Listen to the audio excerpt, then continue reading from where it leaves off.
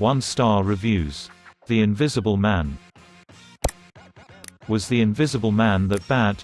Add your 1-star review in the comments. Who paid these other reviewers? 7.5 rating on here. I thought this would turn out to be a pretty decent movie. What I got instead was a boring mess. Zero character development. No emotional connection to the main characters to make you care what happens to them. Do yourself a favor and find something else. Hollywood takes us for chumps. I can't begin to convey how bad this thing is. Elizabeth Moss spends the entire movie looking like she has to use the bathroom. The scenes are too long and the music is way too loud and overwhelming. Bottom line is Hollywood makes another reboot that stinks up the joint. Total waste of time. Can't hold a candle to the original. Make this movie invisible. Yet another men bad woman good movie. This seems to be the only type of movie Elizabeth Moss makes where she is the strong, powerful victim of bad men. Hollywood keeps churning out sad remakes but infused with social justice characters and plot changes that guarantees they won't sell well. The original was better when isn't it? And the directing was lame. How about The Invisible Woman? A psycho ex-girlfriend attacks and destroys an innocent man with made-up allegations. Like in real life? Was expecting at least a little more. Very poor. Slow and tedious. How this film has received a score in the 7+ range is beyond me. I'm starting to believe that some of the ratings on IMDB are faked. And probably placed by a bot. Do you enjoy horror? You won't enjoy this. This is one of the worst movies I've seen in years. I don't understand the good reviews. I saw the trailer and got excited. I read the reviews and I got even more excited. I saw the movie and Jesus. Not scary at all and the story was just bad. This is a sci-fi, not a horror movie. The only thing truly invisible in the film is quality. Mediocre thriller filled with illogical plot holes. The first third of the movie is marginally alright. After it transitions into a sci-fi comedy, with the main protagonist playing John Wick, while the main antagonist plays an inverse Bruce Wayne. In this fictional universe, security guards are apparently trained at a bakery. Cameras make no sound whatsoever. Are amazingly waterproof and stain-phobic. Not even paint can stain those. Little girls have a sixth sense for rape and murder. The penetration of a can of pepper spray is equal to that of a cannonball. Physical objects are ephemeral in nature when it comes to raindrops hitting them. I mean, god damn. I need to get me a set of those godlike cameras. And Nat Geo should too. Probably, this movie is not even good for making fun of.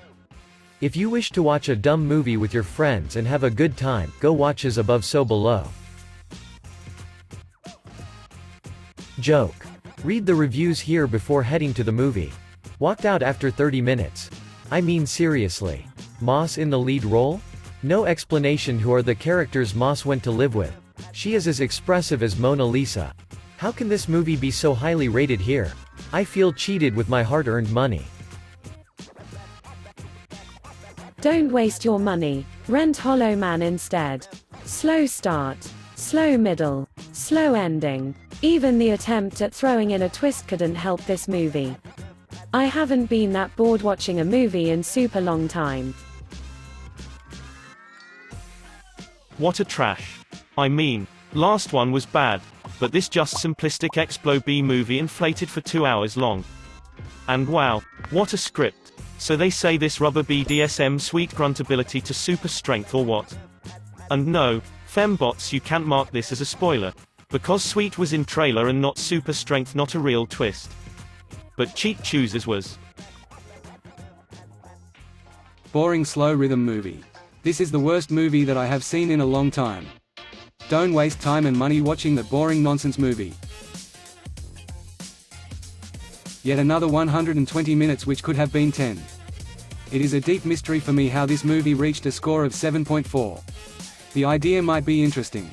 But the action is so slow and most of the scenes are empty.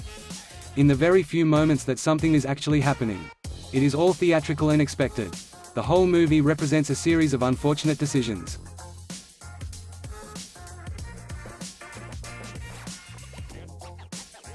Lady with sinus problems haunted by invisible dude.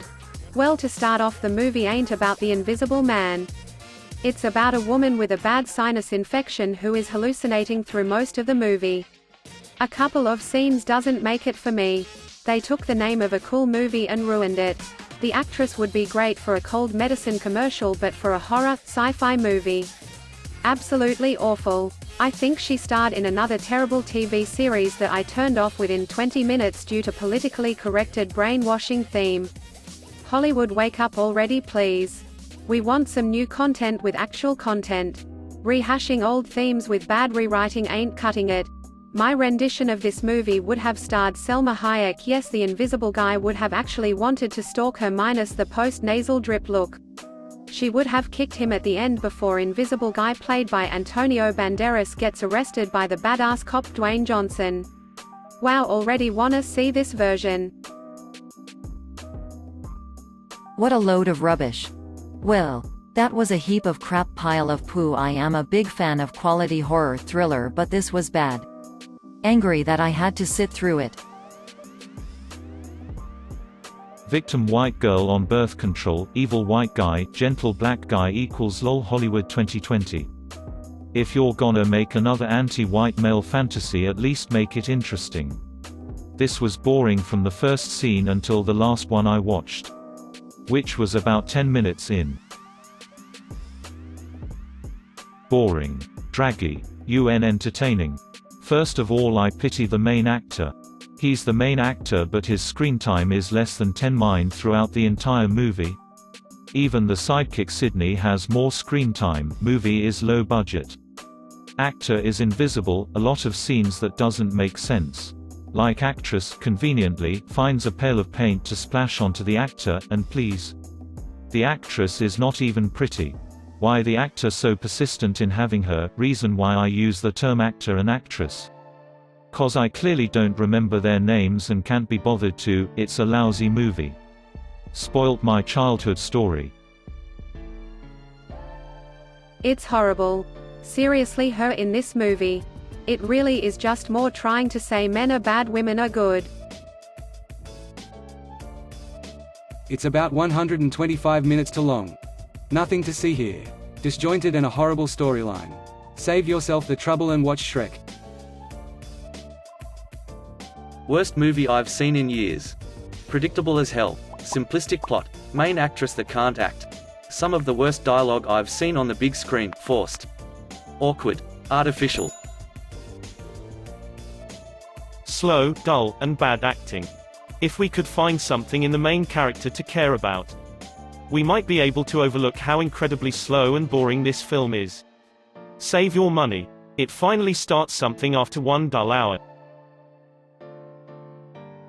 Load of BS. A contrived plot with no one having clear motivation for the atrocious things that they do.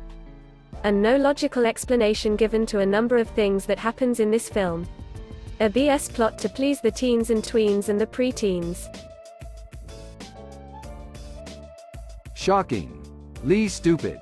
Would-be tense moments are exaggerated by lots of loud music or annoying sounds. Apparently, everyone in the audience has to be completely oblivious to the obvious. The movie was over before it began because it assumes the movie-goer has no common sense. The detective is dumber than Riggs, Murtaugh or Butters. Evidently the nerd and the lawyer are both former SEALs, MMA veterans and good friends of Tony Stark. Only recent movie that was worse was Holmes and Watson. I would rate negative stars. But alas, that's not an option. Unrealistic. Very bad and unrealistic.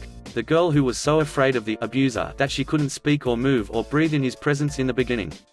In the end transformed into the assassin without emotion or fear. And she transformed in literally 1 second. The film didn't show any character development. She just happened to be an alien who can turn off her emotions.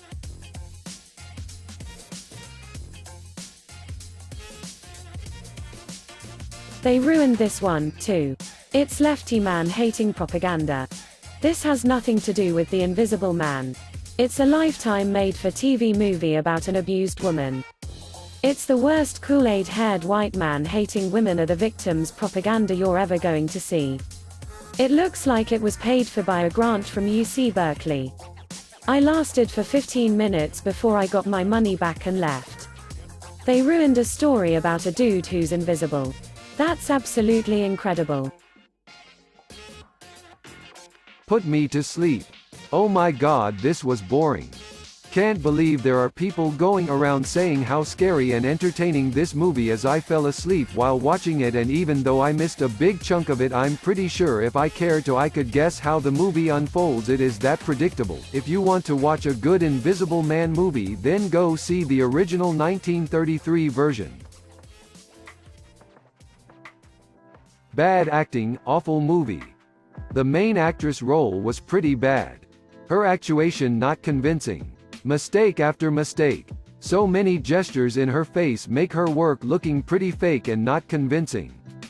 This is the reason why the movie was so bad. Because her awful play.